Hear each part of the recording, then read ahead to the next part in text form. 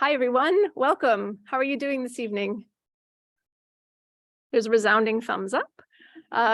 Thank you for joining us this evening. Friday, 6 o'clock, as you may know by this point, is the hottest ticket in the city. I'm Maya. I'm happy to be affiliated with the hottest ticket in the city. I'm the coordinator of Conversations in Contemporary Art. And I am one part of a Kraken co-hosting team that I'd like to introduce you to. So co-host, coordinator, we have Mariana, who is also co-hosting, a grad student in film production. We have Jordan Utting, a grad student in print media, and Sam in the Spider-Man toque. Say hi to the crowds. Painting and drawing grad students who are working the Zoom chats and making sure that the folks who are joining us remotely are feeling welcome and part of the conversation. So I'm going to try and direct my gaze to what I think is the camera for our Zoom audience. Welcome. It's really nice to have you in our Zoom room. This talk will be recorded, and closed captioning, not Zoom captioning, is available for you to activate if that is a comfortable way for you to follow Bee's remarks. I'm going to say a very little bit about SICA as a platform, a little bit about some extra provisions for this evening's installation of SICA, and then I'm going to hand it over to Mariana, who will introduce Bee. Bee is then going to take it away, as they say in showbiz, and share some images, some stories, and some perspective and knowledge about GenderFail and publishing and cultural production. We'll have time for questions and discussion at that point, and I have permission to share that Bee, maybe there will be a lot of book publishing puns, but is happy to be an open book. And wants to talk about, the money, the advocacy, and what it means to make a living as a cultural producer with you. So that will be time for questions and discussion. And then there will be a merch table available to you also as you leave the space. So Conversations in Contemporary Art. It is a publishing, or not, it's not a publishing platform. I wish it was. It's a public speaker platform. It's based in the MFA program here at Concordia University. It's been running for a number of years, I believe since 2012, which is before my time here. And it is an opportunity to invite a broad range of speakers who talk about their various practices. So curators, writers, scholars, zine bookmakers, publishers, artists of many ilks. And we try to ensure that there's a variety of not only materials, but also methodologies and perspectives and positions. So this is my fourth year convening the series, but every year feels quite fresh and presents its own challenges. It's the first year, in fact, and that's shame on us, that we are hosting SICA in a hybrid capacity. So it used to be an on-campus only series, traditionally in this space, the VA 114 theater space in the Studio of Arts building. And then for the past 2 years, we were doing things remotely via Zoom, like so many platforms were. But as we return to campus in some capacities, and we should not necessarily return into how things were before, we have a hybrid audience. So we're very happy that people are able to join us who are outside of the Studio Arts constituency, perhaps even outside of Montreal. Bee, for example, is zooming in from Boston, working the Boston Book Fair. But it also allows for different capacities of participating in these conversations. That being said, it's important to remember how we're connected and who is doing the connecting. So as the convener of SICA, I'm doing so as an uninvited guest on what is traditionally recognized as the land of the Ginyagahaga Nation. And whilst I have been convening the series for 4 years, and I feel like that's a while, some of you may already know that Tiohtià:ke or Moniang Montreal has been a gathering place hosting cultural conversations, knowledge exchange, material exchange for time immemorial, generations and generations. So I want to open up this knowledge exchange with Bee zooming in from Boston and welcome them to Tiohtià:ke, Moniang, Montreal, and with that respect and deference in the room. So that is it from me for now. I will be coming back on the Zoom screen and microphone when we get to questions and discussion. But for the moment, I'm going to hand things over to Mariana, who is going to introduce Be, and then we'll have Be on the screen. All good?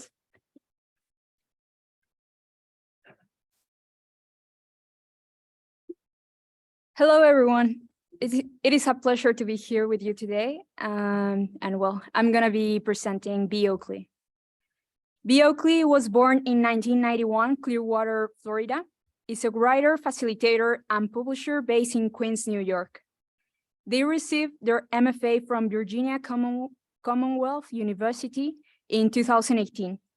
Oakley is currently a part-time lecturer in print and paper at SMFA at Tufts. In 2015, they started GenderFail, a publishing, programming, and archiving platform run solely by Be Oakley. GenderFail is not non-for-profit, but profit for survival or profit to continue our work without other means of capital. And most importantly, to make money for others they publish, to create profit for labor. With GenderFail, publishing is personal. It's a means of Be Oakley's livelihood and a tool for the dissemination of imperfect but powerful ideas. For GenderFail, they seek to publish works that expand queer subjectivity by looking at queerness as an identity that challenges capitalist, racist, ableist, xenophobic, transphobic, homophobic, misogynistic, and anti-environmental ideologies. Without further ado, let's give a warm welcome to Be Oakley. Thank you so much for that introduction, Mediana. And thank you, Maya, and the entire CICA program, and also to the entire Concordia and extended Montreal community. Yeah, I am zooming in from the traditional lands of the Pentucket people. I want to pay my respects to elders past, present, and future. I also, which otherwise known as Boston, Massachusetts. I'm actually at School of the Museum of Fine Arts at Tufts University right now because I figured it'd be a nice quiet space. But I normally reside in the unceded lands of the Lenape people, otherwise known as Bridgewood, New York, in New York City. So excited to be here with you all, and I am going to share my screen.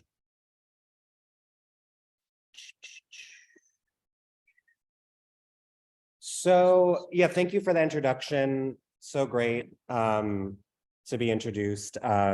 This first image actually is a photograph that Art Metropole took in Canada. I actually use it for a lot of artist talks and kind of like background for discussing my work. It's just like an amazing photograph, and you know, arts institutions like Art Metropole and other Canadian institutions have been so welcoming, supportive, and wonderful to me. And I just love all the folks from Canada that I've met and institutions that I've been honored to work with.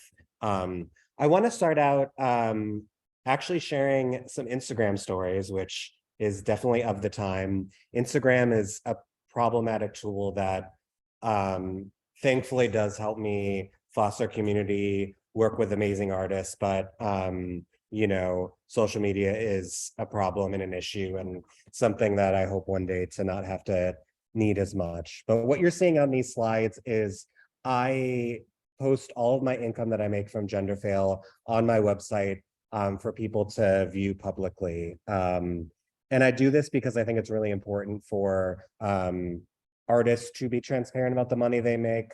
You know, when I was becoming an artist, you know, I had no idea what I was doing, as a lot of us do. And I think universities and art schools, no matter where they are really, really unprepared to talk about money and how one actually makes money post-grad, outside of the traditional modes of that somehow being the 0.001% that gets represented by a gallery and sells their work for money that they couldn't even afford. I sometimes tell my students this: what are the ethics of selling an artwork for money that you yourself can't afford? And it's not to say that that's 100% wrong, but it's something that I don't think we think critically enough about sometimes. But anyway, what this year so far, I've spent $60,000 on the project. And this, of course, does not include my rent, my healthcare costs, anything like that.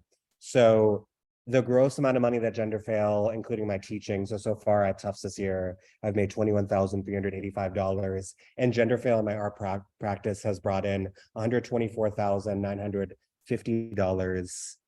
The Zoom boxes are in the way and my thing isn't coming up. But anyway, after expenses, my take home or my profit is $64,000. So you minus 22% for what I think my taxes will be. I hope to God it's not more than that, because I haven't paid a single cent in tax this year, which part of me, like, I don't want to pay taxes, not just because I don't want to pay money. It's like, I'm sure some of you know, over half of our budget and half of my taxes goes into our military. So no matter what, my art practice, directly and indirectly, like, or like anyone in the United States, funds are or imperialist, horrible government. And this year I've been so grateful to somehow been able to have paid $10,000 to artists that I publish. So I think it's really important to talk about how I pay other people. So what I do is I give a 33% profit share to the artists that I publish with. So 33% goes to them, 33% goes to GenderFail, and 33% goes to me. And 90% of this income is made just through direct sales. I was lucky to get a Robert Rauschenberg Foundation grant this year, but I didn't apply to it and just got very lucky to be nominated and supported, which is great, but I am horrible. I don't, apply for any funding because I'm really bad at it.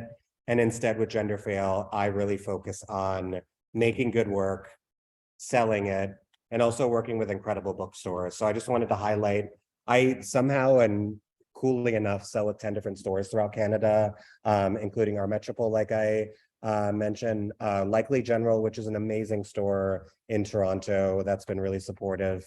Glad Day Books, which I think is the oldest LGBTQ founded store in the world, or they say that, so that's cool. Another Story is great. I don't know if it's on this list, sell in Ottawa too, and in Canada's capital at Possible Worlds, which is this bookstore.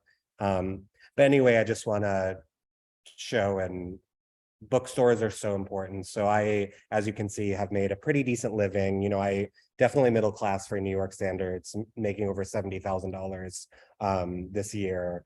And a lot of that is thankfully because of all the amazing bookstores that sell my work. So, as artists or anyone else looking to go into publishing, bookstores, especially independent bookstores, are a lifeline. It's a way to support each other. They support me, I support them. It's an incredible experience doing that. And in my bio that was just read is from this publication I did called Manifesto Profit for Survival, where I really kind of talk about how GenderFail is not, it's for profit, but saying that I don't think speaks to the complexities of what my project is. And it's in this binary of non-for-profit or for-profit. And I feel like I'm in this murky space in between, especially being someone who is critical of capitalism, who as much as possible tries to use anti-capitalist strategies, understandings, knowledges that I have into my work. So it's complicated. And, I think especially I, invest in a lot of great Black trans-led organizations. I think, it's really important for folks who have extra income, which I am $80,000 in student loan debt, which I'll never pay. I refuse to pay. I'd rather have, I'll maybe just have bad credit. I think in the United States alone, we have like $1.5 trillion in student loan debt. I mean, I'm never going to pay it. I always tell my students don't pay it and just, figure it out, because student loan debt is an atrocious thing. But anyway, this whole series and this publication came about from a panel that I did for the Printed Matter Virtual Art Book Fair, where I invited publisher Mark Fisher of Half Letter Press. Mark is this badass who has been making zines since like the early 1990s in Chicago. Also invited Sing Sing Books, which is, I think I said this before, literally my favorite publisher, which is a very hard thing to say, but Vivian Sming, who runs that project, is a powerhouse. And then I also invited this Press Colored Publishing that does a lot of great work out of the Bay Area in San Francisco in the United States as well. And with my practice, as GenderFail's grown, I still make books about the same way I always have, but the only difference is I know how to disseminate and sell it better. So this first edition here was published in May 2021, and I'm now on the third edition. In each edition, I've added content and it's grown. So I really actually love, if something's popular, I'll always re-edition it. And I love responding in real time, adding content to things. So it kind of, in a small way, pushes back against the finality of a book. Like, once a book project is done, it can't be responded to. And I love, keeping small editions, even if I'm confident it will sell, just because I'd rather re-edition and respond. And as you can see, design changes, paper changes. I think it's really important. And another thing with this project, I'll talk a little bit more about this exhibition later, but I've got the opportunity to do this exhibition at Center for Book Arts. And the first edition of this zine, I wanted to present in a different way. So, I haven't done too much work doing this, but I want to rethink how zines can be displayed in galleries, because I think a lot of times it's a zine on a pedestal. And, I think as an artist, I want to think more critically about how one engages with printed matter, and especially with language and zine work in gallery spaces. But one thing I've kind of learned running GenderFail is that, I don't really care about showing in galleries as much. That's very low on my my desired list of being an artist. I think work can be disseminated and shown and exhibited and in much different ways. And I feel privileged to be a small publisher because, I make work that other people can afford that doesn't need a gallery for one to engage with it. And also, as I've shown, I've somehow figured out a way to make money. So I just love democratic multiples. I love selling work that I can afford and that most other people who, make a livable wage are able to afford as well. I just want to quickly highlight in this exhibition, I won't go too much into things I've published by other artists, but I want to, quickly talk about 3 I've done this year. Did this amazing project with this artist, Coyote Park, who's a Two-Spirit indigenous Korean artist who lives on the West Coast of the United States. This is my best-selling book of all time, and it's incredible. It's, as you can read, Heart of a Shapeshifter, Two-Spirit Love Medicine. It's incredible, and I'm thankful that Coyote and I are doing a second book. So as a publisher and anyone else that might publish books, it is such an honor when an artist you work with wants to work with you again. So so excited for that. I also got to do a publication with an artist I've wanted to work with for a while, E. Jane, who thankfully did an exhibition at one of my favorite New York institutions, The Kitchen, which is kind of the only space in the Chelsea neighborhood of New York City that kind of has kept its original ethos of being more avant-garde, artist focused. So I was actually able to collaborate with The Kitchen in publishing this book. And this book was released at a performance that E. Jane did in conjunction with the closing of their show at the space. And The Kitchen bought copies for everyone that attended that performance, which is amazing for an institution to do that. And also, pay myself and E for our work as well. Super amazing. And then lastly, I just published this. It was originally published in The Baffler, and it is an account of former New Museum employee Dana Koppel's experience unionizing the New Museum in New York City, talking about the horrible experience, how, if anyone knows the New Museum, it has a very, well, it used to, I would say used to now, has a reputation of presenting really challenging work that is, they show a lot of Black artists and, look very quote unquote,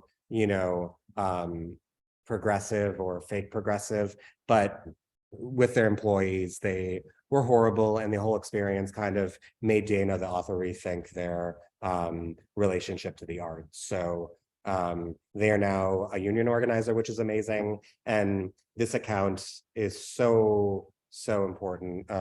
You can also read this for free on the Baffler. So if you just Google the Baffler Dana Kopel against artsploitation, you can read it for free. But I thought it was such an important text that I wanted to give it a life as a printed disseminated object. And also $1 from every book we're donating. We were donating to the Philadelphia Museum of Art Strike Fund, but they actually finally got a contract. So we're reverting the funds. Things happen so fast, which is amazing with unionization, that, you know, funds sometimes have more urgent places than we originally intended. Lastly, another project I want to go over quickly is I did this book, A Publisher's Perspective of the Art Book Fair, A Critical Response. I don't really know of any other, actually recently, an artist from Europe did kind of publish something like a decolonial perspective on the art book fair. It's great that two different artists or two different publishers were thinking about this at the same time. But, you know, I have done like 50, 70, I don't know how many art book fairs I've done. I've done a lot of them. And I think a lot of things can be changed. And a couple weeks ago was the return of the New York Art Book Fair, which is hosted by Printed Matter. It's the largest art book fair in the world.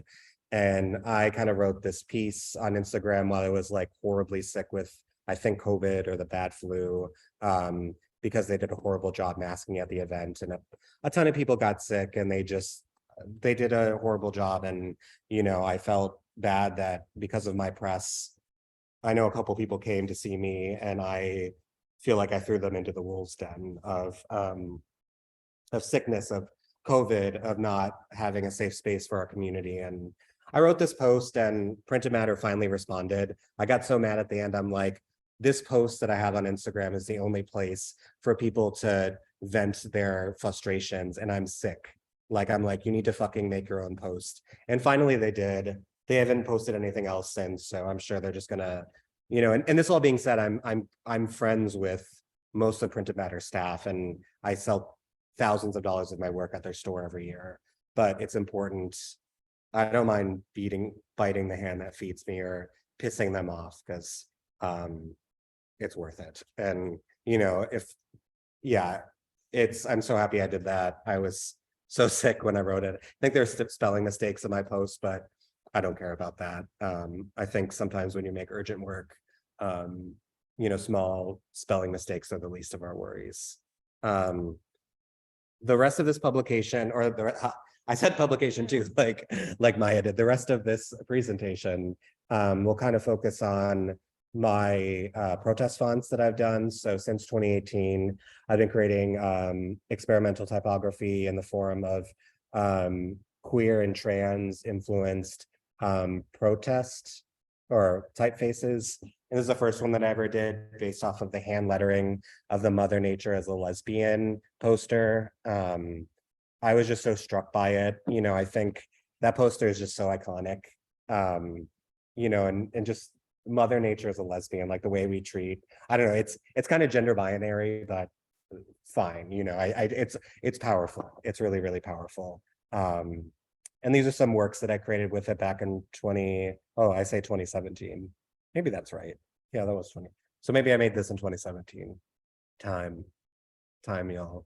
And through this, I came to the first version of this work that I think really helped propel GenderFail to a space where I am today, which is this radical softness as a boundless form of resistance that I'm slowly trying to retire. But as someone that, you know, I exist mostly off the sale of my work. Like, if people still want to buy, I do a publication with this and, you know, sell prints. Like, if people still want to buy this, I'm, you know, it honestly, when you have work that's been around for so long, I don't want it to lose its criticality too much. You know, I don't want to just make work just for money, you know, although money is important. So, you know, these are just things that I think we all need to think about. You know, I don't want work to be meaningless. And I think a lot of people look at this statement and think it's just this trendy, like, you know, a lot of language is disseminated on social media and other things. And, you know, I don't know if I included a copy of the book, but I've done 6 editions now of writing from based off of this statement, which to me kind of means, I have a horrible anxiety disorder. I'm agoraphobic. Like today, I'm finally I'm very agoraphobic. It's really hard for me to leave my house. I mean, I am in Boston, 300 kilometers. I tried to do the translation in my head to try not to make everything so American specific. I think it's 300 kilometers away from where I normally reside. But anyway, not everyone can publicly protest in the streets, be it, if you are differently abled or disabled or sick, be it if you are, Black or Indigenous and fear repercussions for being in those spaces. I think there's a lot of reasons that we can't all be in physical space protesting. And I think, printed media, printed matter, disseminated media can be such a great form of resistance. Knowledge is resistance. Rest is resistance, taking care of ourselves so we can make it through this long kind of fight. And well, the fight's never ended, and it's kind of continuous for those of us that, are don't fit into the mold of straight, cis, white, rich men. And this actually just happened this weekend. It's cool to see this installed again at this artist book fair in Germany. I wasn't there, but worked with the team remotely, which was kind of nice. This might be a little, what's it called? Out of contrast or blown out, but these are just iPhone photos sent from someone else because the event just happened, but I wanted to include it in this presentation. So just some kind of see this installed in the world. Here's another typeface that I created. This one I was really trying to focus on uppercase and lowercase being two different, from two different signs and not having a hierarchy over either, but using, the whole structure of uppercase and lowercase with typography or with typesets to feature two different typesets. I have a lot of slides and I'm going to take a drink of water. So I might not talk about each one in particular. Oh, I have this in mainly just because to this day, I'm still not appalled. Like, for some reason, I got an email from this Italian journalist being like, I want to do an article on GenderFail. I'm like, okay. And I thought it was spam, but I did it anyway. And I was, this work was published in Italian Vogue with a small interview. And I'm just still like, particularly, it was never a dream of mine to be published in Vogue, but it is cool. I mean, it is, the monster powerhouse that is Vogue. So I just kind of have that in because it's a good example of you never know where your work is going to be displayed in, even, especially when you think you're just this DIY press, trying to make enough money to live. It's, a cool thing. Another thing about these typefaces, though, and most importantly, is they are open source. So here's some examples. And when things are open source, there's I think I wrote this in one of my essays once, a powerful unknowability of how the work will be used. And I sometimes am, I think the lights are going out. Oh, sorry. 1 second. I was freaking out for a second because the lights were dimming really slowly. I'm like, am I passing out or something? Sorry about that. Anyway, I only really know when people use these works when I'm tagged on Instagram. And I kind of it's really great when people do tag me because it's so cool to see how people want to use the work. And as you can see here, they're in at least one different language, and people have done it in French, in various different languages, which is really cool. One thing I do love is this work in particular, which is this queer press from Detroit, Michigan made this work, Queers Inspire Queers, which, thinking about the nature of having open source typography, that's what it's about, and it's so perfect that I'm now in my second edition of tote bags that I now sell with this design on it. And, I pay the printer up front for their work. And it's such a great collaboration that happened through this open source format. Also, this was done before I knew about it. One Archives Foundation created this online exhibition of queer and trans ephemera, and they used one of my typefaces. They kind of emailed me after that being like, oh, we used your typeface. I hope that's okay, which it was. I would have loved. I mean, I wouldn't have said no, but it was done by the time they shared it. And I think on my website, I have it in pretty large letters, like, if you're an organization, please email me. But it's such a cool thing to be a part of. As you can see, the design is in my fonts. And as you hover over different things on the website, my typeface comes up. So it's used sparingly, but I think really powerfully. And this is kind of a great, again, annoying collaboration or thing that I was in. They did pay me like a small fee, which is good. I mean, they're a big enough organization that I do ask for, donations from, larger bodies. This was one based off of like various different protest signs from the ACT UP movement, thinking about doing a series of work based on queer and trans protest. I mean, ACT UP was an obvious thing to think about.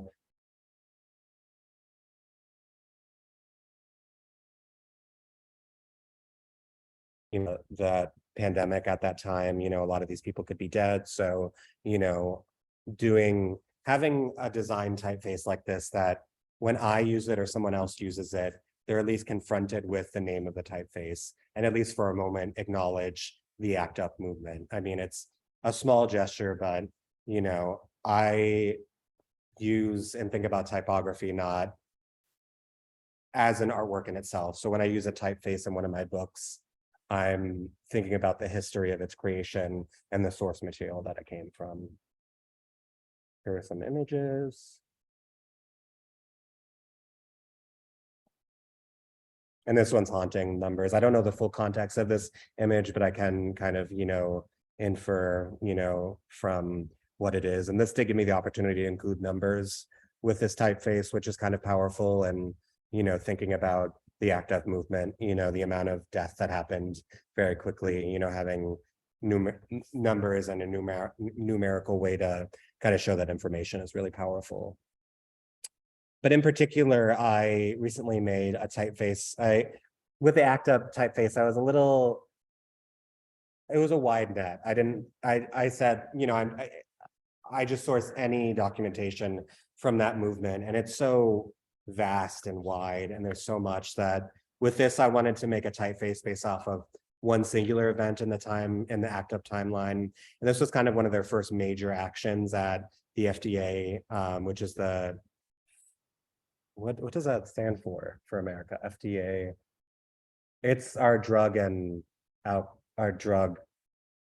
organizing body that approves and disapproves medications. What does it stand for though? Anyway, not as important. And as you're seeing with this, every time I make a typeface, I create a poster, usually 11 by 17. And, it was great sourcing from a singular event. Also for this event, ACT UP members made a ACT UP action handbook. So I was able to typeset the action book of research for this event by protest signs that were made during this event.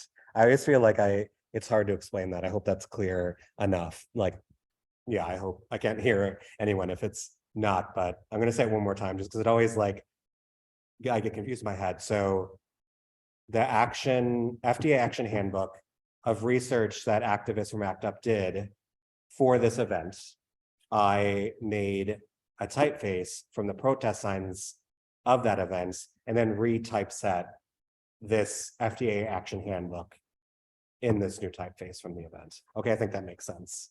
It's very wordy. I need to sit down and find a better way to explain that because I'm confused, but not confused. Anyway, I like to ramble. I think professionalism is important, but I think a personality and giving artist talks is important too. So I'm kind of all over the place as a human being. I'm actually a Virgo and I call myself a productive shit show. So that's kind of how I describe myself as an artist and human being. Yeah, anyway, let's go on. So I typeset this publication, which I really love so this is two essays written, one in April 2020 and one in April 2022. And this sees control of the FDA type set.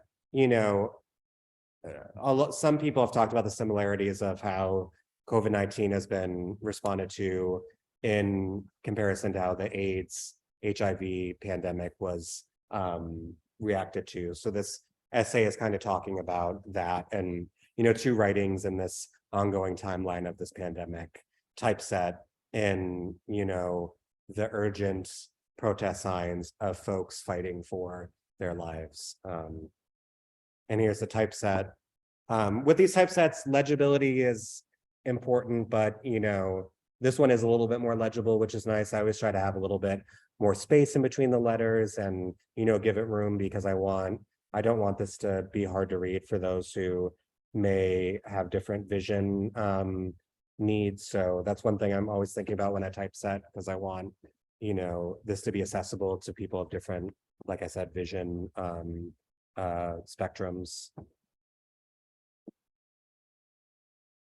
And also any letter that I couldn't find, since it's all on source material, I use this bloody hand that you can see there as a stand-in for a letter that I couldn't find.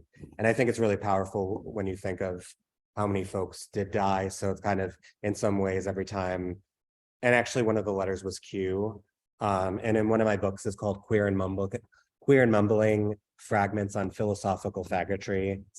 It's work from my partner. I think it's like the best title ever. I love that title so much. But anyway, I use that I typeset the cover in that. Sorry, I don't have a picture. I'm just thinking about this now. But the Q, instead of the Q, it's just this handprint, and it's really powerful. And I did an entire exhibition based on this typeface at Women's Studio Workshop in Rosendale, New York. I think pretty close to Montreal. Like Montreal's not that far away from New York, right? Like 6-7 hours.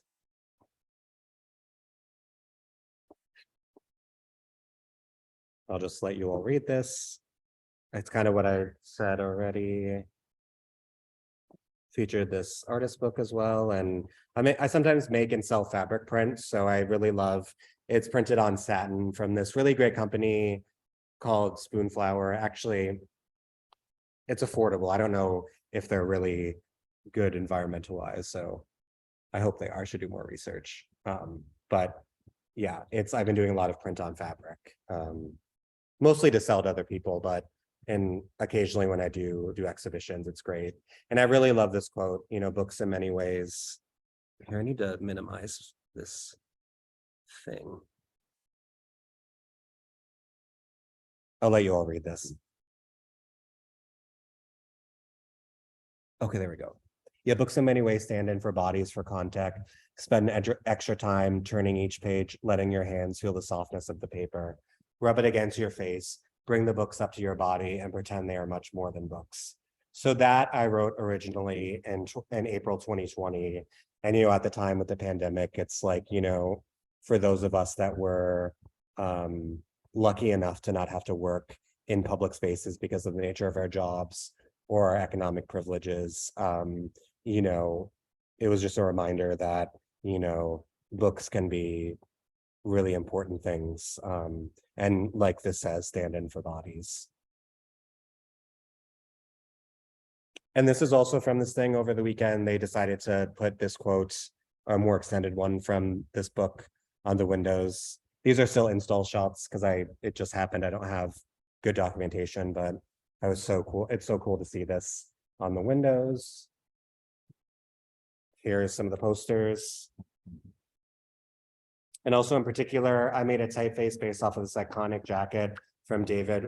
I never can say his last name, which I hope at least Warner Govitz, the famous writer, activist who died, I think 91 or 92. So I made a typeface just using the letters of this jacket, and any letter that I couldn't find similar to the last typeset, I made an impression of that triangle to stand in. And that's what the Queers Inspired Queers design is based off of.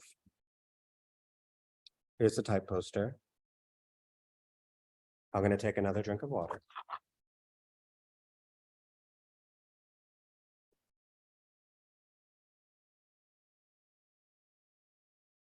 And other type posters I've done, this one was the first one I did of a contemporary event, and I made it the week after this event.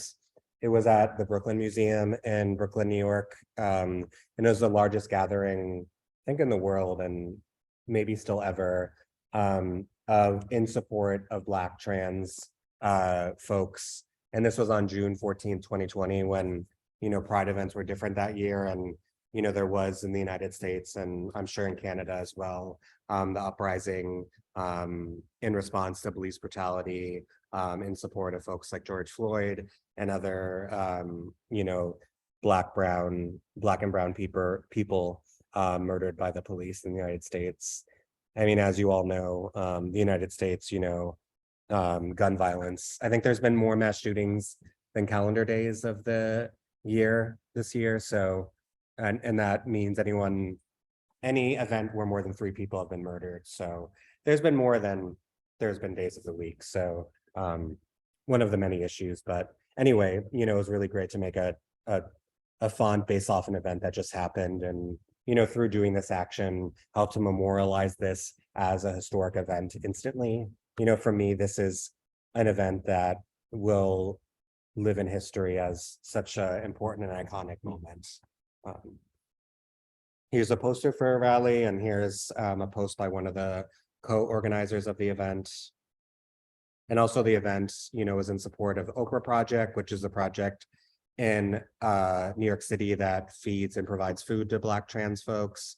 For the Girls is a great project that provides housing and gives money for surgeries, for rent, for really anything that Black trans folks need to survive and thrive. Yeah. Some protest signs. And here is this installed at Kim Contemporary Art Center in Riga and Latvia. Like I said, showing in galleries is very low on my to-do list, but I was invited in this exhibition called Excess and Refusal, and I had known the curator, and it seemed like a good opportunity to, advocate and give space for this event, but also, from what I've heard in Europe, everyone thinks that or I think some Europeans, from talking to folks, think that racism and police brutality is an American problem, but of course it is a problem all around the world. So it was great in this fine arts context to give space to that through this design. And also I did this work, which is from that same typeface, signaling the refusal of mastery and an insistence on processing and becoming, which is a quote of mine that I think was highly influenced from Cruising Utopia, the book, if I can remember. Another typeface, what I did was I, listed all the unarmed Black folks that have been killed in the last decade by police, and sourced signs from various events in the United States. I was invited by the Baffler, who's the same folks that published that Against Artsploitation. And they invited me in print to write an essay about this typeface. And it was really great, or felt really powerful, to list all these names in the middle of this liberal magazine that I think talks about Black death, but it's in this way that is important. But, in this, I just wanted to spend and give more honoring to the folks themselves, giving age, location, and name. I've made 8 of these, so I think this is the last one I'll go over. Hopefully it's not too repetitive. I try to, as you can see, the more I'm doing this, the more specific they're getting. And, I feel like I haven't made a new typeface since the seize control of the FDA, and I'm trying to think about the future of this series, because these typefaces make up the archive for my own publication design. And I kind of want to rethink, and I'm taking kind of a moment to sit and think a little bit about what the future is. But this one's great. Marsha P. Johnson, Sylvia Rivera, 2 icon. I hope you all know who that is. I hope they're, canonized in just culture, regardless of place. Folks at instigators at the Stonewall riots, and this is a place that they had. It's a co-founded the Street Transvestite Action Revolutionary, which was a trans youth space that they ran. And this speech on the right is a speech that Sylvia Rivera gave in 1973, kind of talking about already, so this was the 3rd annual Pride event, already talking about how, you know, trans folks are being, you know, excluded from this event and how like focused it was on, you know, white cis men. It's an iconic speech, and just Google 1973 Sylvia Rivera speech. It's such a powerful speech. It's on YouTube. Here's a cute photo of them. They're on the right. Oh, sorry, not right, left. So as you can see, I use the typefaces in my publication design. This is a great series that I did. I am watching the time, so I'll try to wrap up in the next 5 minutes so we can get to questions.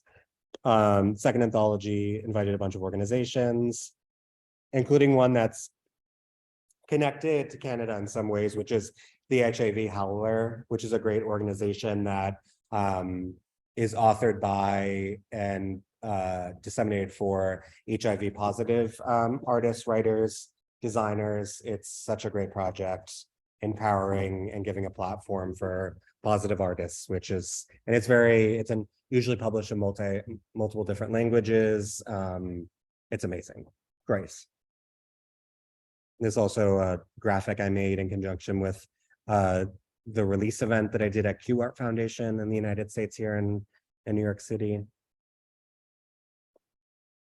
Thank God for Abortion was a contributor, as you all know, so abortion now is a state by state thing. And I think it's like 10 to 15 states either have outlawed abortion or seriously, I can't believe I'm saying this, and this is a thing in 2022 because of the rights in the United States for the past, since Roe was enacted in, I think, 1972 or 73, has been slowly but surely changing our judicial system.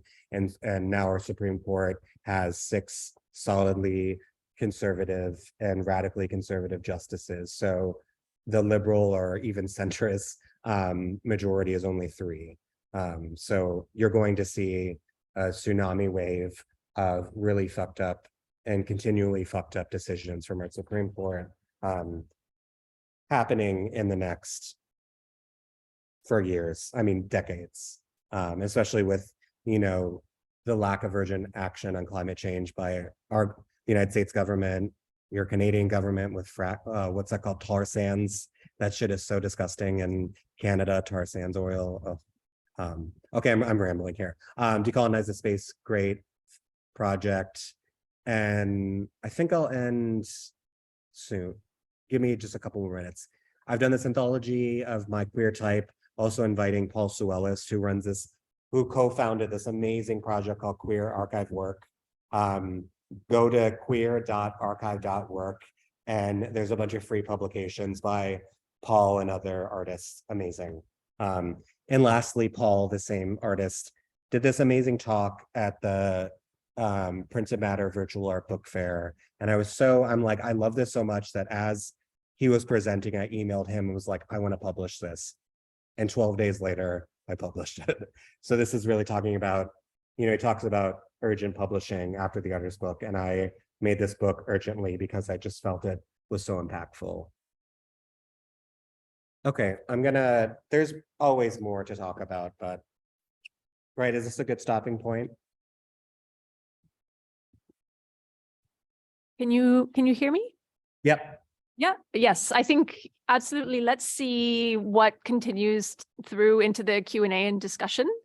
But let's first try and send the sound of applause over to Be, if we can.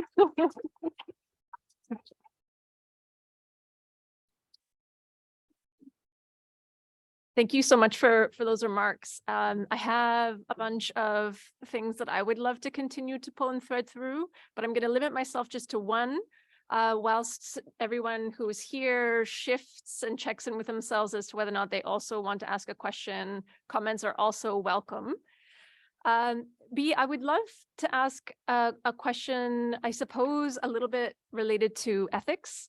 I really appreciated how much you talked about the not just the making of work, but focused a lot on the dissemination of work, the going to book fairs, showing in different spaces, and then also how your typography designs end up dispersing. So the next stage perhaps can then also be collecting, and you make collectible formats. And I wonder if there are collections or I suppose collecting initiatives that you would rather not be represented in. And I suppose this is a question about boundaries, but also a question about what can happen when institutions collect things like protest ephemera. I'm thinking about the Victorian Albert Museum, their rapid response collecting initiative, and not to knock that kind of initiative at all, but there's a certain nuance that happens when an institution collects protest ephemera, and then it's part of their collection and they display it as a form of solidarity. So I would love to hear about how that ethics maybe factors into your archiving and the collecting of your work. No, that's a great question. And for like a United States example of how that's played out is at the Whitney Museum during the early, like it was like late 2020, they tried to put on this like exhibition of protest ephemera, and there was this huge uproar because, you know, artists weren't contacted, they weren't paid for their work. It was just like a complete and utter disaster. As to institutions, like, honestly, you know, I'm always trying to just make a living doing this. At least for my work, I can't speak for other people. I always charge institutions more. They're a way for me to make money. I like when, for example, I cold email a lot of people. Like I think MoMA's about to acquire the rest of my catalog or as much as they can buy. And, you know, I'm charging them like surge prices. And, you know, for example, the artists that I publish can leverage being in these institutions to get resources. So you know, even with schools, like I always tell my students, it's like mine as much as you can get out of this institution because it takes so much from you. So yeah, I feel like a lot of times I think about just money for survival with the project more than, of course, there could be institutions that I would say no to and things that it hasn't really come up. But honestly, a lot of times people I sell with enough stores that I just go on WorldCat, if anyone knows World Catalog. And my work's in collections that I've never contacted, that they just get your work. So a lot of times it's kind of out of your say, especially if you make work like I do. One of my students walked past and just wave to them. Yeah, sometimes it's out of your control. But I do want to bring up the small thing. So I forgot to mention, one of the next steps I want to do with my typefaces is have either maybe it could easily work online, do a residency program where I invite other, in particular, trans artists to create typefaces. Because unfortunately in the design world, there's not enough, you know, typefaces, even by queer artists, like queer artists, trans artists. So I really want to do a residency and save up money, or maybe this is where I apply for funding, to pay trans folks to create typefaces with me, so that I can build an archive that's not just my own, but other from other trans folks and Indigenous folks and whoever, you know, wants to do that, just to, because as we all know, there's a lot of, and sometimes in the design world, it doesn't feel like there's a lot of diversity or options too. You know, it's like corporate design, or, you know, as a designer, you have to work for Google to make a living, and, you know, at least through my work, I thankfully don't have to work for, I did do a workshop once at Facebook. I think I got paid $300 for an hour. So, and they had for an hour, and they have free snacks. I just stole a bunch of snacks. So I also like, don't shame people for doing what they need to survive. But, you know, if you have enough privilege, yeah, there's limits, but this is a good question, but a question that we could talk about for a while. But again, leverage and steal from your institution if you can. Yeah, there you go. Well, divestment is tactical. If there's extra time at the end, which there probably won't be, I want to hear about what the washrooms are like in the Facebook offices. But are there questions from the audience? I've got a roaming mic. So I will bring the mic to you, and Jordan and Sam just put up a hand if a question comes through. So B, I will disappear, but voices will be forthcoming. I see Joni's hand up. Yes.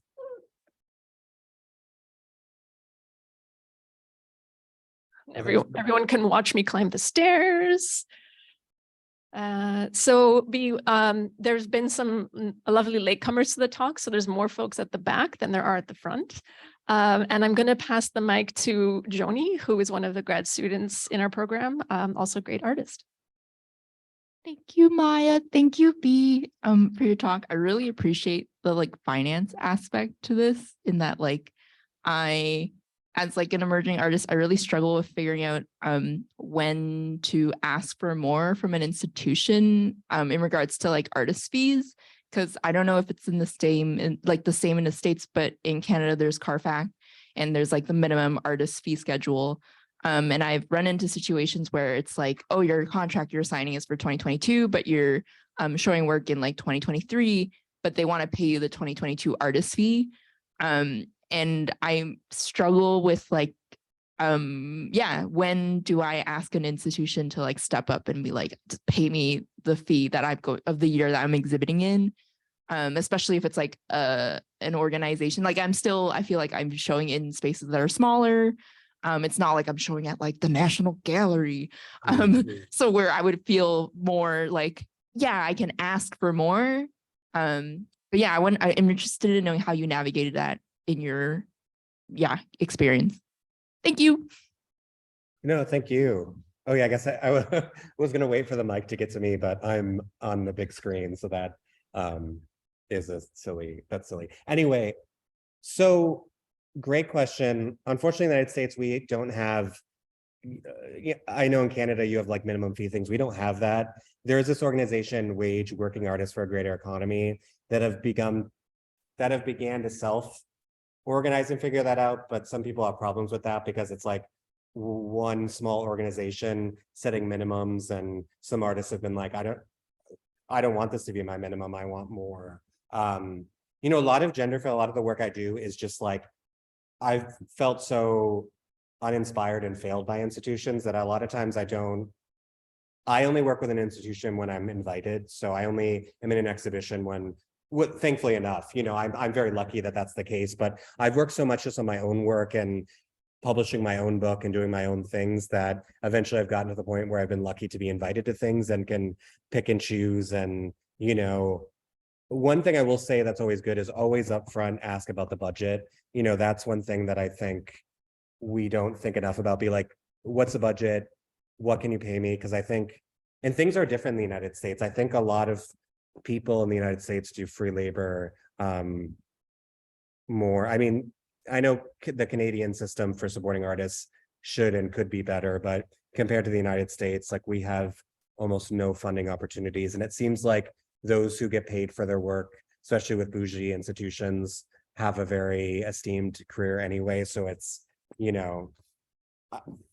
I'm just lucky that I don't show in galleries often. I actually don't think I have the best advice for you in particular, just because funding is so poor here. For the longest time, I didn't get paid when I showed work. Now I'll get on, I essentially won't do things for free, especially, that's kind of a rule of thumb, our work is worth labor. But in the United States, it's you have to work for free for such a long time to eventually get to a point where you don't anymore. And these are things that, in my own pedagogy and when I teach, I want to figure out ways that we obviously can counteract that and at least not do free labor. But I think one thing to always think about is what's your worth?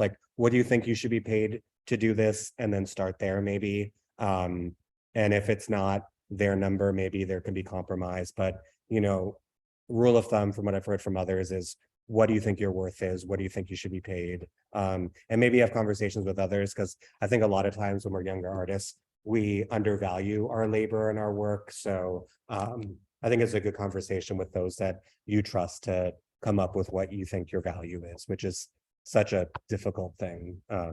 So hopefully that was a little helpful. Would you say also, B, that there's nothing wrong necessarily with stepping back from an offer and then knowing that there will be others. Because I appreciated that comment you made about doing sort of the mental Tetris of, okay, can I afford to do this, even if I recognize and feel that there's an ethical quandary. Like what else is going on in my life? Where else is money coming in? So can I do this or not? And then if it's a not, the stepping back and not allowing the fear of, like you said, with the New York Art Book Fair folks, like, yes, you sell loads through them, but still calling them to account on making a mistake. I think that's also where the issue can really get tricky. In a small community, you might become like, oh, well, they'll complain or what have you. But that's not necessarily a reason to do it. There's the stepping away. Yeah.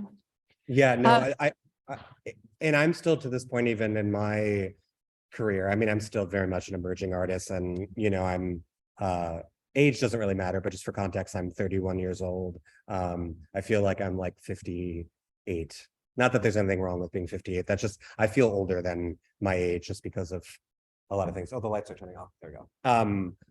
I still say yes to things that I think in my head I know I can't do because I don't have enough time. Because I think it's so hard to get out of that scarcity thing where it's like, if I say no to this opportunity, like, will others not come? And it's such a hard thing to think about because I can see in my trajectory of my career saying yes to things led to other things, but at the expense of like my, mental health, other things. It's the system. I mean, the system is so broken. I mean, it's like, rich people, when you make it, it's like rich people buying work to hide their money. It's like, do we want to go into that system? Like, I don't know. It's just, this is also what I love about small publishing. At least it feels like I have more control over at least my work. Like I know who buys it. I'm not selling work to like millionaires and billionaires, and not to say that I'm better than someone that does. It's just like the art world. It's just, it's diverse and big, but we're just so catered towards being that famous gallery artist. And it's just, I don't know. I just want to foster a world of a lot of artists making a solid middle class income. Like that's the vibe that I want. I want everyone to make enough to live, save, find joy. Yeah.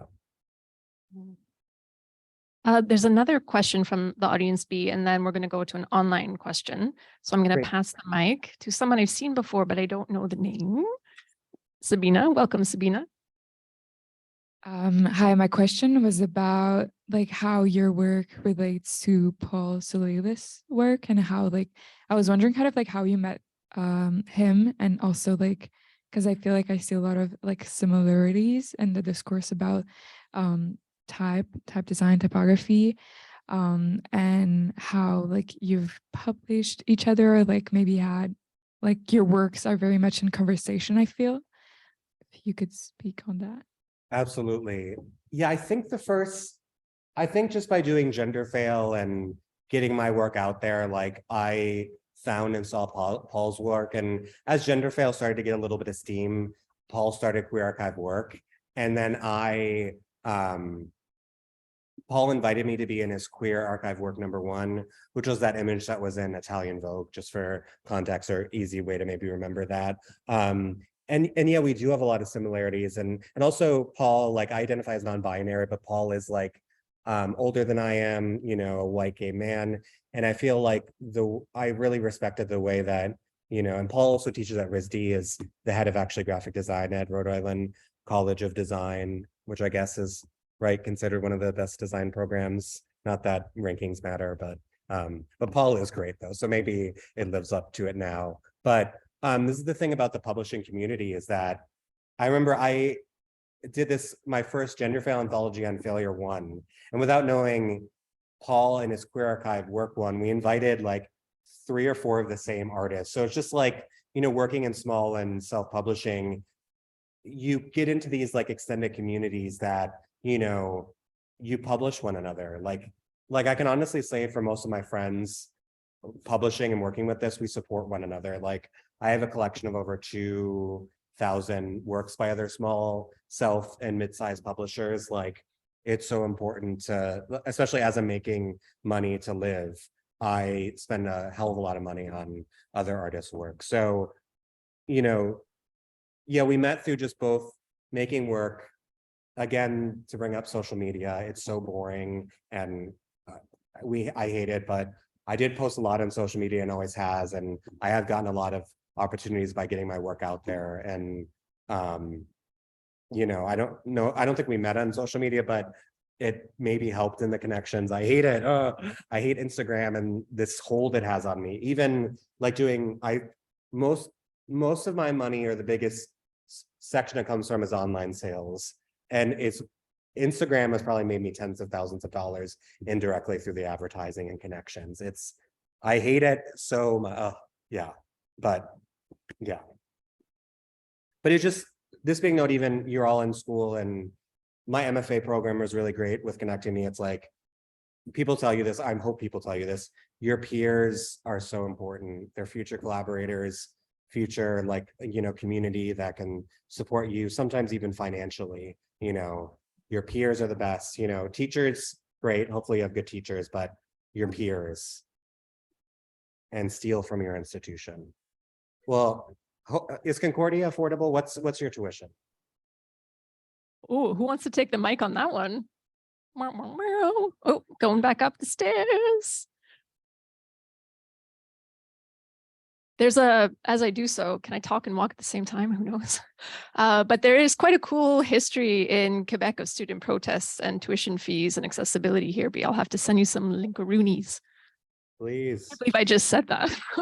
I love me a good union. I love me, you know, standing like, yeah, hell yeah. I think tuition wise, I'm out of province. I'm not from Quebec, so I pay like $6,000 per semester. Oh, I mean, it's still way too much, but yeah. But I believe if you're a Quebec resident, it's 800 per semester, around 800 per semester. Yeah, and then if you're international, like 4 times my tuition of $6,000. Yeah. Oh wow. Okay, so that's like, yeah, that's a lot. Yeah, there's a hierarchy of that tuition for sure. And that's not, I mean, that's, I would say, pretty common across countries with art schools. It was certainly my experience as a student.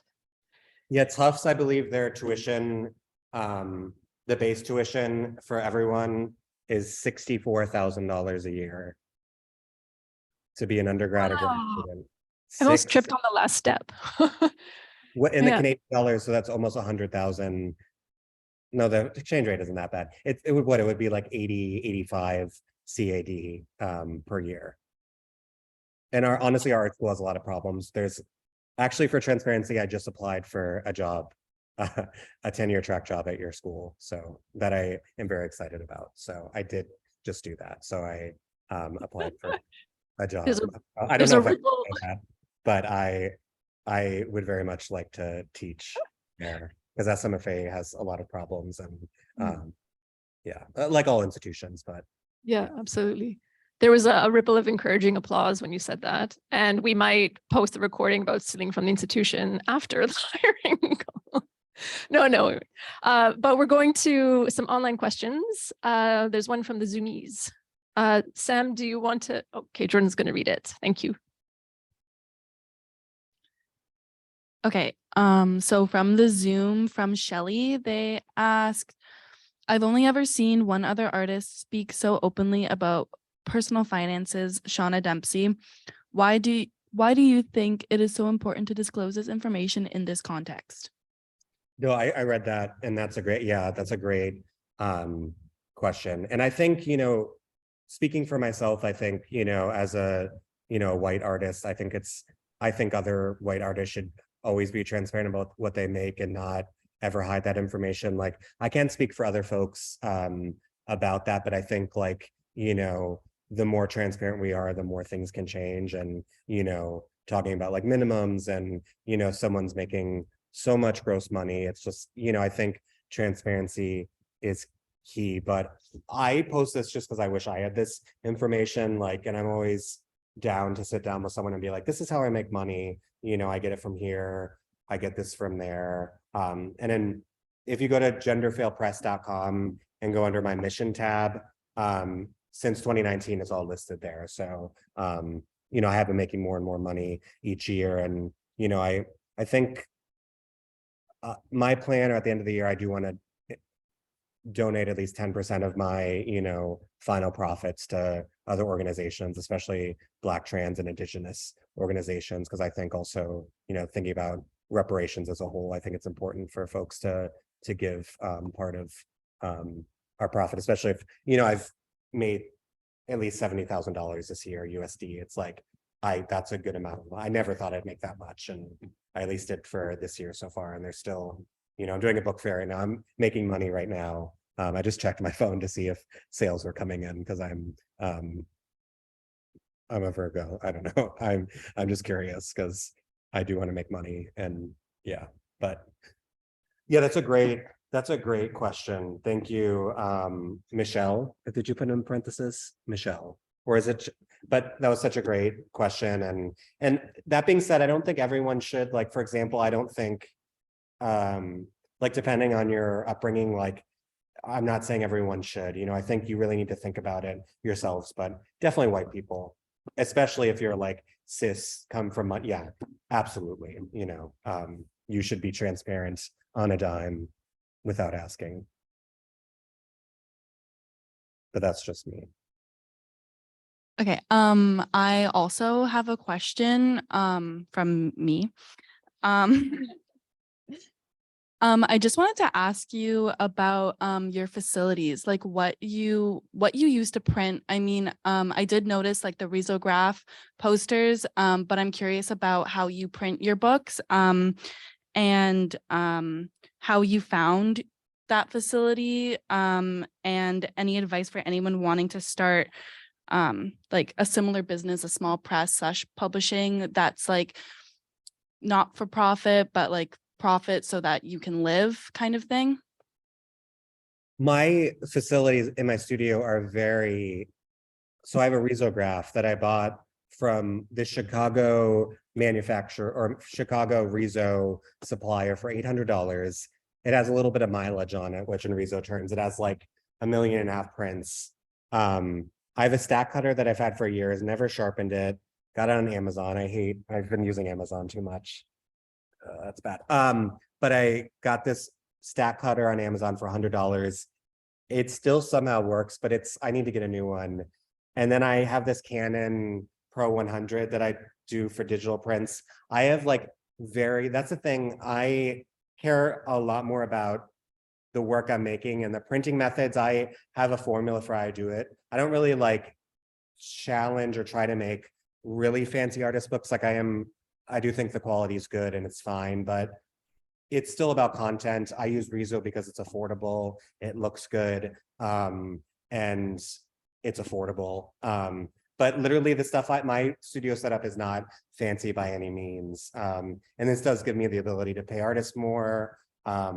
I should invest more into equipment, which, you know, if I get the job at Concordia, maybe I can do that. You know, but I honestly, I can maybe send photos to Maya if anyone's curious, or if you want to email me, I can show you my studio. It's very much not fancy. I did buy like a new iMac this year, and then my laptop. So I do have 2 fancy computers, because a lot of my work is digital. Oh, and I also use, in the United States, a service called Lulu. It's a print-on-demand service. So sometimes what I'll do is a first edition Riso, and if people still want to buy it, because I do everything in GenderFail. I design everything, print everything. I counted the other day, I think I've edition and re-edition like 100+ books now since 2015. So I sometimes print on demand print too, but it's 60% bookmaking all by me. And if anyone follows me on Instagram, or please do, I post a lot. I'll sometimes post time lapses of me collating or printing. I think it's fun also to like show labor. I think it's really important to show how things are made. So yeah, follow me at GenderFail. I've seen those production posts, and also posts when you've moved on with presses, like getting rid of tools. They often are sold on Instagram, so that and like Kijiji kinds of sites are often affordable places of coming across used equipment instead of buying new. I've seen that through your Instagram. Yeah, this is probably a dumb, I shouldn't say dumb, that's not a good. What, do you use Craigslist or is that just American? Oh, It's yeah. present here. Yeah. Yeah, I always forget. Yeah, I mean, our countries are so, I mean, yeah, most of the things are similar, maybe except better poutine, especially in Montreal. I just love that you have poutineria or poutinerias is great. I've been to Montreal only once and had a great time. I was saying something with all this. Wow, I just forgot. Craigslist? Was it related to Craigslist? Yes, thank you. I know a lot of people that have gotten rezos on Craigslist, or at least back in the day. So Craigslist, and sometimes what I'll do is search other cities close to me within driving distance. So that's a good thing. But yeah. Yeah, the Marché aux Puces flea markets have a lot of cool stuff, like entire fonts from letterpresses. Yeah. Other questions? Or, oh yes, there's two right next to each other, which is very nice for my stamina. Sabina has another question. And then, well, that's very generous of you. I'll pass the mic to, can I ask your name? Avalon. Okay. Hello, Bea. Thank you so much for your talk.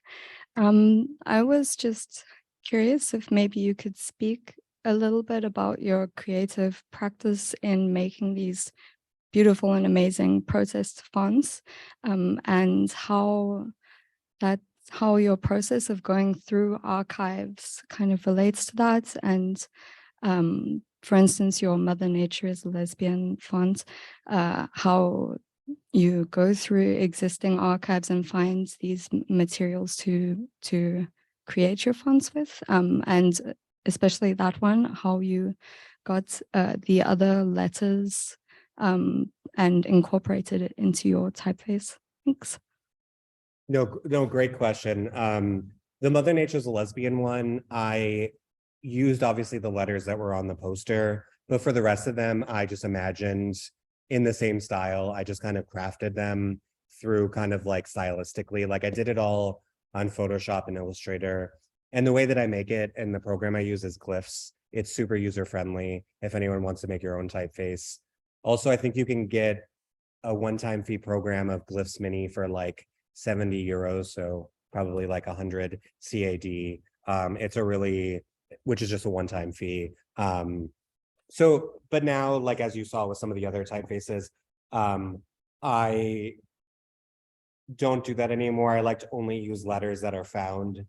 And a lot of times I honestly start in Google and then find better, more credible sources, but it's very unromantic just using Google. I mean, this is what I'm kind of talking about with the next step of this project is maybe, going to archives and taking my own photographs or scanning things. And actually right now it's been very digital based, just using the tool that is Google and search engines to, find documentation, like, some online archives have it. It's not as romantic as it looks through like the printed, but again, these are where I think next steps with it. I want to, spend more times with subject matter and get more and more intentional with them as I go on. So, it's an evolving series.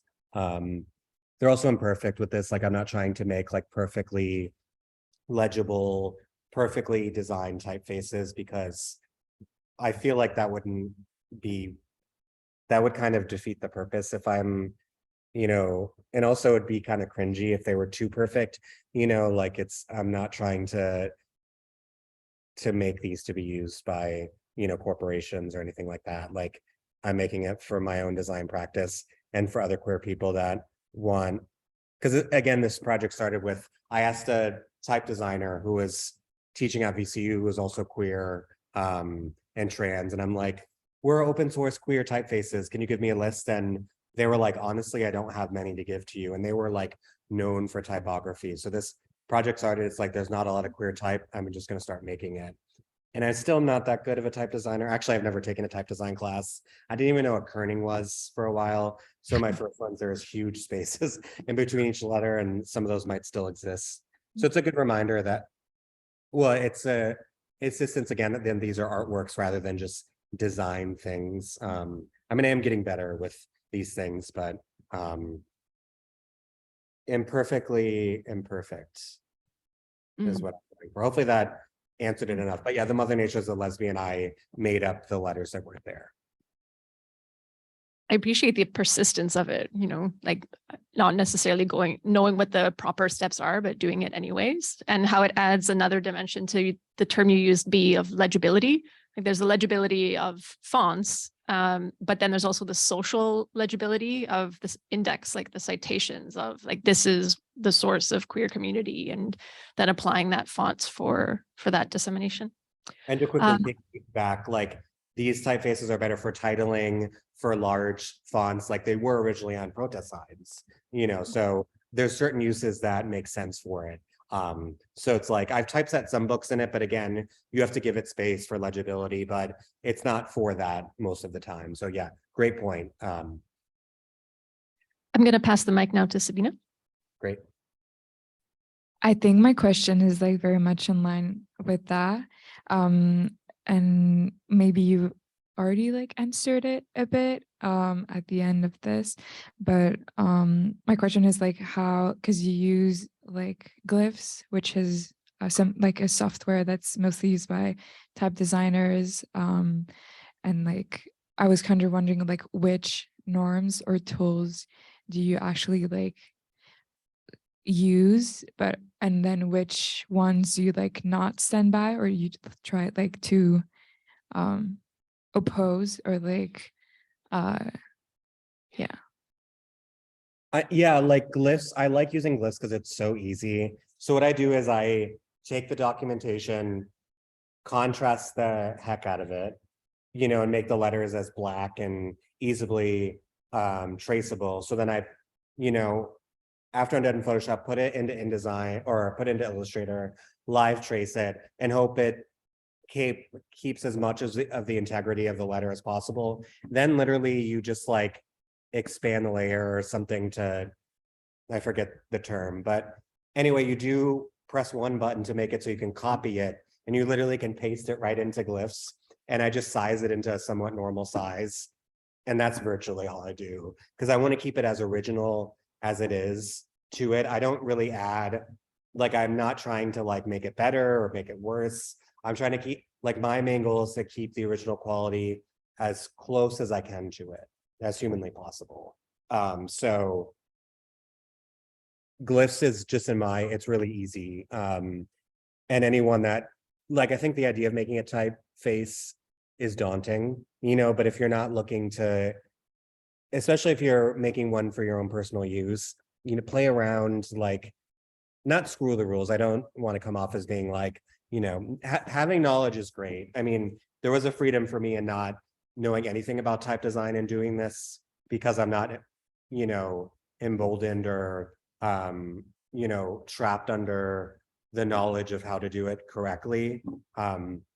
And again, that's why I really, this is an artwork in itself. That's why I really use that terminology, or try to more so. Yeah, hopefully that answered your question. B, do you have time for one more question? Of course. Okay. This might be a familiar sounding voice to you.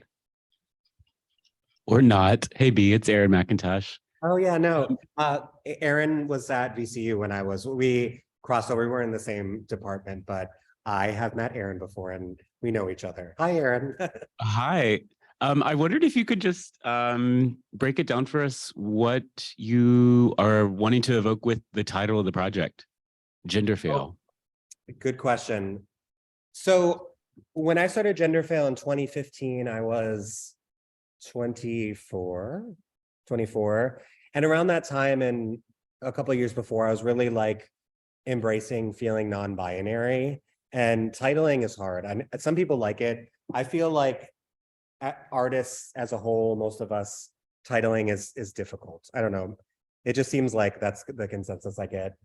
So GenderFail really just started as, you know, when something comes to you, it's like, GenderFail. I feel non-binary. This works. Like, GenderFail just felt natural. But just quickly with that, this is why I did this, I've done 2 books in it so far, the GenderFail Anthology on Failure. I've done 2 volumes now, which I showed one of them in the presentation.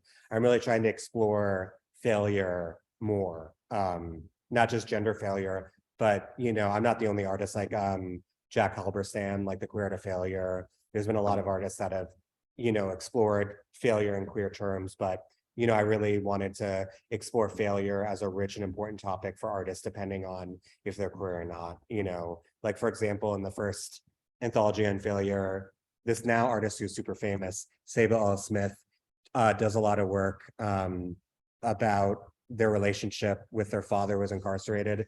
So that failure, working within the failures of the prison industrial complex, was such an easy fit into that. So it's like, as an artist, Sable, who is Black, has a father who is incarcerated and Black, you know, suffering and living in that prison industrial complex. And Sable also investigates her relationship with her father within those spaces. Like, in that sense, it's like she is making work around failure. So great question, Erin. Something that I want to do a 3rd volume, but I'm still ruminating on it, because anthologies, also for you all, when you're a 1-person team, are so hard to get multiple different people to get work done on time. And I've only done a couple because they are just so difficult. Yeah, collective work is labor work too. Yeah. Absolutely. So we're getting towards the end of our time together, and let's do it in a good way so we don't feel so rushed. But perhaps this is the beginning of ongoing chats with Be. There's the reminder / invitation to follow them on Instagram. The handle is @GenderFail. There's also contact info on the website, and little housekeeping announcement. So Hans, who is sitting at the back of the room, has kindly offered to help run a merch table. You may have seen it or would have seen it as you came into the space. So Be very kindly did extra work aside from preparing their talk to make a special rates list for us. So we're organizing a group order of GenderFail items. The merch list is on the table just outside of the exit here. And there's also, you can look on the laptop there to see what the publications look like, but feel free to place an order, or you can email me. My name is on the Conversations in Contemporary Art Concordia webpage. And we can help with your decision or logistics or what have you. Bottom line is special deal on the merch table for GenderFail books, as well as stickers, totes, and whatnot. So if you're intrigued and want to like hold the texture, or like remember that analogy that Be made of like the book as a body, so to cuddle with a GenderFail piece, we can help with that. There's also distribution lists via Be's website, and there's quite a few titles listed with Art Metropole, which is Toronto based. But I also want to try and microphone some applause over to Be again. I've got the mic on. Can we give Be a round of applause?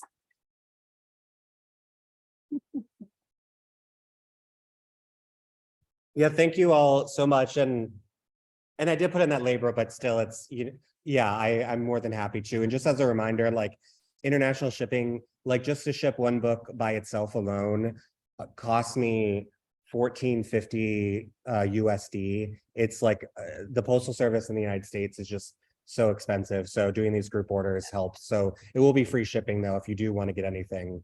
Again, this is how I'm always thinking about ways to make money and sell my work. So it's like, this is another reminder. It's like, if you do an artist talk or something like that, always think about, ways that you can sell and disseminate your work. So I did this labor, but it's a little bit selfish, just like, because it's like, I am potentially, so it's, I'm happy to do it, but thank you, everyone. Yeah, So. our pleasure. And perhaps for the transparency on the money quotient, we're paying Be Carfax rates for the talk and absorbing the cost of the shipping as well. We're gonna text, why do I say Roonies, like Zoomies? I don't know why I'm on that today, but I'm gonna text you later, B, because we would love to send you a meal as part of the hospitality. So you've nourished us with your chat. This is something that we like to do with all of our Seeka guests, is send them a meal afterwards. Because I'm about to invite the room, if anybody wishes to continue on to have a drink down the road at Grumpy's, and we'll probably order some pizza if you wish. And that is also a thanks to all of you for coming this evening. I'd also love to thank Mariana, Jordan, and Sam for the co-hosting this evening. To thank Jean-Francois, our tech in the booth, who always helps whenever anything goes wrong, and even when it doesn't, he's always back there helping. And Hans, of course, for helping volunteer the merch table. It's really generous offer.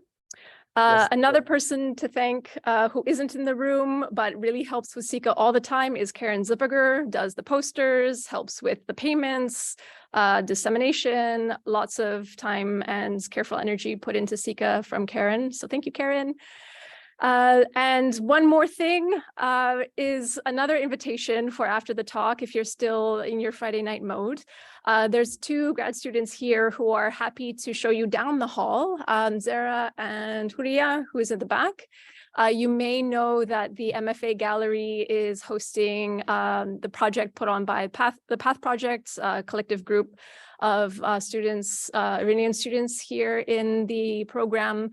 And for the rest of the week until the 10th of November, if I'm correct with the dates, the Path Project has an installation down the hall that involves, it will be activated throughout the oncoming days. But it involves an installation and video of solidarity gesture for folks in Iran to show support and share community connections here. So they've agreed to, thank you very much, activate the installation for us. So the video will be showing, and if you feel so inclined to participate and extend that gesture of solidarity, you're very welcome to. So thanks, Sarah and Huria, for doing that. Yes, I love that. That's great that you're doing that. All right, so we'll be in touch, B. Thanks very much for your time, and I hope the rest of the Boston Book Fair goes really well. You're the best, and I hope I really want to teach there. So you all seem so wonderful, and Montreal is a cool city, as we all know. So again, throwing that out there. I'm shameless. You all know this, and if anyone, yeah. But anyway, thank you all so much for coming on your Friday night. And thanks for the generosity from you all as well. And Maya, you are wonderful, and hope we can be friends too and continue these conversations, which I think we will. So bye y'all. B wasn't paid for that. That's not in the honorarium. Oh, thanks so much, B. It's great planning this with you, and future stuff will happen. We'll figure it out. Woo. Bye for now.